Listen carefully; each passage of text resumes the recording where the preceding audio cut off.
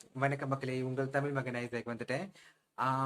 Actually இன்னைக்கு வந்து பெரிய டாபிக்லாம் ஒன்றும் பேச போறதில்ல. ரொம்ப சாதாரணமான விஷயங்களை பத்தி பேசலாம்னு தான் முடிவு பண்ணியிருக்கேன். ரொம்ப டீப்பா ரீசர்ச் பண்ணிட்டு ஒரு விஷயத்தை பத்தி பேசாம நம்ம வாழ்க்கையில நடந்த விஷயங்கள், நம்ம கடந்து வந்த பாதைகளை பத்தி கொஞ்சம் பேசலான் இருக்கேன். நிறைய பேர் வந்து இந்த வீடியோ பாக்குறவங்க முதல்ல வந்து உங்க எல்லாருக்கும் என்னுடைய மனமார்ந்த நன்றியை நான் தெரிவிச்சுக்கிறேன். என்னை பத்தி சில பேருக்கு தெரிஞ்சிருக்கலாம், சில பேக்ரவுண்ட் செக் பண்ணியிருப்பீங்க நான் யார் அப்படின்னு. ஆனா இங்க பார்த்துக்கிட்டு இருக்கவங்க எல்லாருக்கும் கண்டிப்பா ஒரு பாஸ்ட் லைஃப் இருக்கும். நீங்க கடந்து வந்த பாதைகள் கண்டிப்பா வந்து என்ன சொல்லுவாங்க, ஆஹ் நல்ல ஒரு வெல்வெட்டு கம்பளி போட்டு நடந்து வந்த பாதைகளா இருக்க வாய்ப்பு இல்லை. எல்லாருக்கும் நம்மளுடைய கடந்து வந்த பாதை கண்டிப்பா முற்களாவும் கற்களாவும் இருந்திருக்கும். யாருக்கும் வந்து இந்த உலகத்துல ஸ்மூத்தான பாதை வந்து இருந்ததா சரித்திரமே இல்லை. நீங்க ஒருத்தர் கூட காட்ட முடியாது இவங்களோட லைஃப் வந்து ஸ்மூத்தா இருந்துச்சு அப்படின்னு. இந்த நிலைக்கு நம்ம வர்றதுக்கு நம்ம கண்டிப்பா நிறைய போராடி இருப்போம், நிறைய வந்து தியாகம் செஞ்சிருப்போம். ஒவ்வொரு நாளும் நம்ம கடந்து போகும்போது நம்ம சில விஷயங்கள் வந்து நினைச்சுப்போம், இவ்வளவுலாம் கடந்து வந்துட்டுமா, நம்ம வாழ்க்கையில இவ்வளவு தியாகம் பண்ணிருக்குமா அப்படின்னு.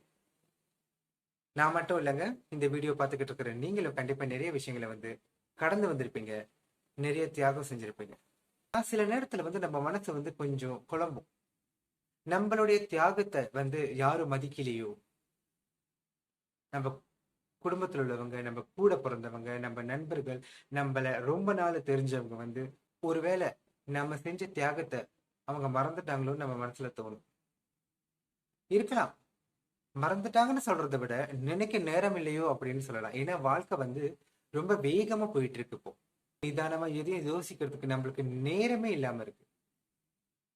ஒவ்வொரு நாளும் விடிஞ்சு ஏஞ்சதும் நம்ம வாழ்க்கை போராட்டத்தை சந்திச்சு நைட்டு தூங்குறதுக்குள்ள வந்து நிறைய விஷயங்களை கடந்து வரும். அதுல சில பேர் வந்து கண்டிப்பா வந்து நம்மளுடைய தியாகத்தை வந்து ஸ்பெசிபிக்கா நினைச்சு பாக்குறதுக்கு நேரம் இல்லாம இருக்கு.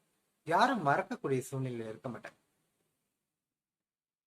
ஒரு வீட்டுல பிறந்திருப்போம், கூட பிறந்தவங்க இருப்பாங்க. நம்ம முத பிள்ளையா இருக்கலாம், நடு பிள்ளையா இருக்கலாம், கடைசி பிள்ளையா இருக்கலாம், எவரேஜ் மிடில் கிளாஸ் ஃபேமிலியா இருக்கலாம்.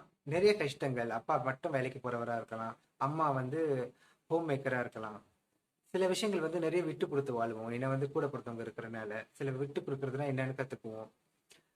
பர்ஃபெக்ட்னு சொல்லாம ஒரு கம்ப்ளீட் லைஃப் இல்லாம ரொம்ப என்ன சொல்றது, இருக்கிறத வச்சு சமாளிச்சு வாழ்றவங்க கூட நிறைய பேர் இருக்காங்க. அதே மாதிரி தாங்க நானும் இருக்கிறத வச்சு சமாளிச்சு எங்க அம்மா குடும்பத்தை நடத்தி பிள்ளைங்களை வளர்த்தாங்க.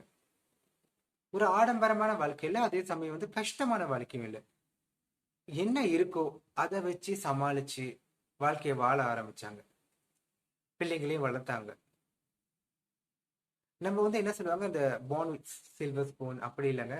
ரொம்ப ரொம்ப சாதாரணமான ஒரு குடும்பத்துல பிறந்து நிறைய கனவுகளோட, என்ன சொல்றது, ஒரு கட்டத்துல வந்து நான் ஏற்கனவே சொல்லியிருப்பேன், எனக்கெல்லாம் வந்து நிறைய கனவுகள் இருந்துச்சு.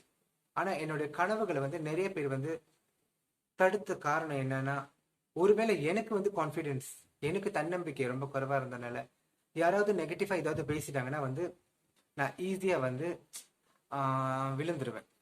ரொம்ப டிமோட்டிவேட்டட் ஆயிருவேன். கனவுகளை வந்து நிறைய கனவுகளை விட்டு கொடுத்துட்டேன். கிடைச்ச வாழ்க்கையை வாழணுங்கிறத வந்து படிச்சுக்கிட்டேன்.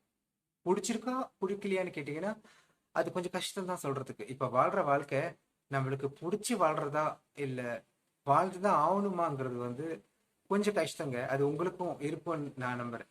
எல்லாருக்கும் பிடிச்ச வாழ்க்கை அமைஞ்சிருக்குமா யோசிச்சு பார்க்கும்போது தெரியல. ஆனா இந்த நிமிஷம் நம்மளுக்கு கிடைச்ச வாழ்க்கையை நம்ம வாழ்ந்துக்கிட்டு தான் இருக்கோம். சந்தோஷமா வாழ பழகிக்கிட்டோம். ஆனா மனசுக்குள்ள, அடி மனசுல கண்டிப்பா நம்ம லட்சியங்கள், நம்மளுடைய ஆசைகள் எல்லாம் இருந்துகிட்டே தான் இருக்கும்.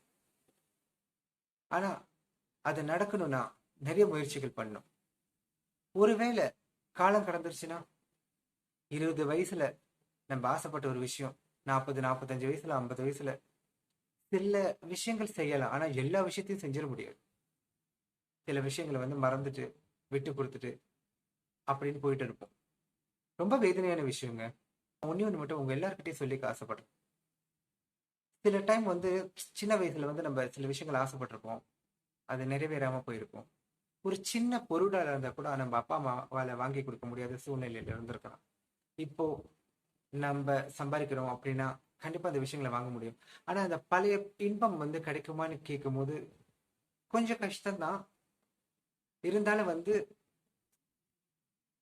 நம்ம வந்து அதை சகிச்சுக்கிட்டு தான் போக வேண்டியது இருக்கு. வாழ்க்கையில வந்து இந்த சகிப்புத்தன்மை ரொம்ப ரொம்ப அவசியமா இருக்கு.